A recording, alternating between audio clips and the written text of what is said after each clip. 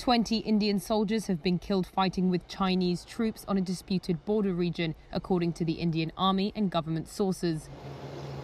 In a statement, the army said that 17 critically injured Indian troops had succumbed to their wounds, in addition to an officer and 2 soldiers who had died earlier. The incident happened on Monday, and the exact circumstances of the killing is not yet clear. Earlier on Tuesday, sources suggested a physical altercation had broken out and no shots were fired. At the time, the sources said the fight involved batons and throwing rocks. It's the first casualties in 53 years to result from a clash between the nuclear-armed neighbours. China blamed India for the clash on Monday, and the editor of the government-controlled Global Times said the Chinese military had also suffered casualties, without elaborating. India and China have been locked in a standoff in the Galwan Valley in western Himalayas for weeks, with both accusing each other of trespassing into the other's territory. Talks have been held in recent days to defuse the situation, but no breakthrough has emerged. The Chinese Foreign Ministry called on India not to take any unilateral action or to stir up trouble. Let's talk about the Indian Army, which is saying 20 of its soldiers have been killed by Chinese troops in the disputed Kashmir region. This is the first deadly clash on this border in 45 years. Initially, the Indian Army said 3 soldiers had died and others were wounded. But now we have this updated statement saying 17 troops who are critically injured at the standoff location and who were exposed to sub-zero temperatures in the high-altitude terrain have succumbed to their injuries, and so the death toll is now 20. China, for its part, is accusing India of crossing the border and attacking its personnel. Well, let's have a look at the border in question. This is the Galwan River Valley area. Both sides have been deploying thousands of troops on either side in recent weeks. Well, let's speak to Shashank Joshi, defence editor of The Economist, who's live with us. Thank you very much for your time. Before we get into the details of the last 24 hours or so, help us understand why tensions have been growing in the last few weeks. Sure. Well, this is a strategic area for India. It's right up in the far north. For China, this is on the western edge of Tibet. As you pointed out, this is the first major attack since 1975. And that's partly because they've both learned how to manage their differences. The border is absolutely enormous. It's almost entirely undefined, so patrols effectively overlap. The reason tensions have been growing in the last few weeks isn't entirely clear, but it's probably to do with the fact that India has been upgrading the infrastructure on its own side of the border in this area, known as Ladakh.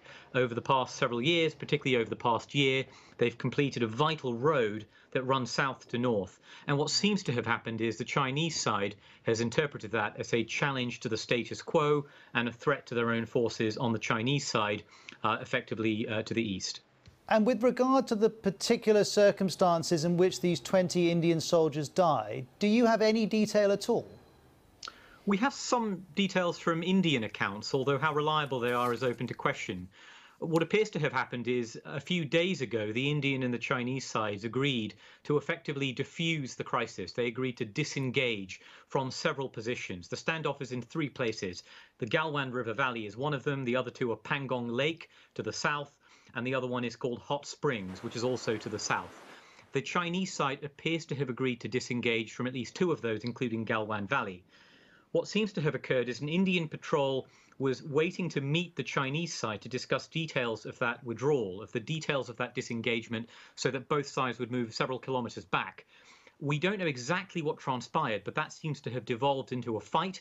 Now, troops on both sides don't use weapons because they have various protocols and agreements to not do so over the years. But the Chinese side appears to have used stones, clubs, sticks with nails in them, according to some Indian accounts, to attack the Indian side, many of whom subsequently were critically injured, and some of whom may have fallen in some way in that punishing terrain and succumbed to frostbite or exposure overnight. Many others may have succumbed to their injuries from that conflict itself. There have also been some Chinese casualties, but we don't know how many, and we don't know if there have been any fatalities.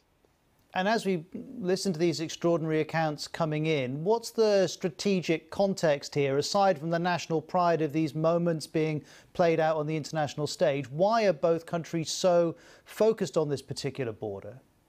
Well, let's remember here that India and China are not just Asia's two biggest rising powers, or two of the world's most important rising powers.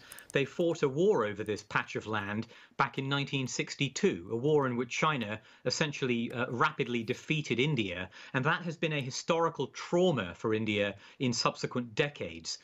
Now, they stabilized the border in many ways. As you said, there hasn't been a shot fired since 1975. This is the worst clash since 1967. But at the same time, they have been competing for influence all over Asia. India doesn't like the fact that China is allied very closely to Pakistan, that the Chinese Navy is increasingly busy in the Indian Ocean. And of course, China doesn't like the fact that India and India's successive Indian governments have moved ever closer to the United States, China's rival. And so the geopolitical context effectively compounds the local tensions at the border itself, making for a very volatile mix.